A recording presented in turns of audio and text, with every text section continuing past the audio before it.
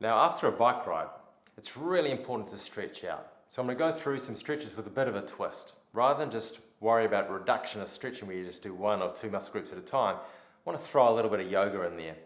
As you know, I love yoga. 1 class a week, and then I try and do yoga between 5 and 10 minutes every day just to try and keep nice and supple, strong and balanced.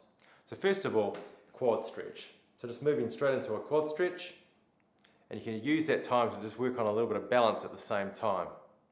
And then from there, moving into hip flexor.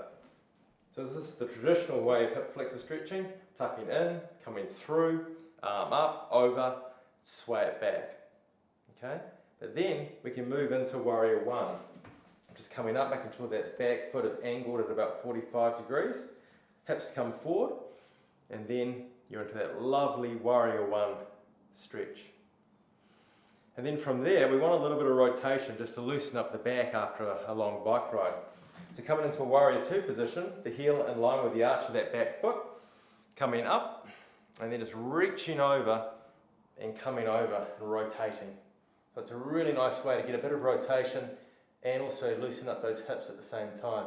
And if you want to, bring that round, grab hold of your thigh, look up, really works on some nice spinal rotation while working on those hips. And then from there, just moving into a nice hamstring stretch, and then into a down dog to really maximize that hamstring and calf stretching out. So come on, downward dog. Nice position, just peeling it out a little bit. And then you can come on down, nice and slowly, and just arch up.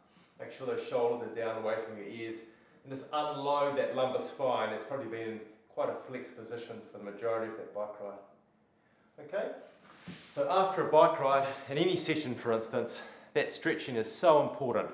Really helps recovery and gets the joints back into a more neutral position, so which means it's going to decrease your injury rate later on in the day and the days that follow. So stretching post-session, very important.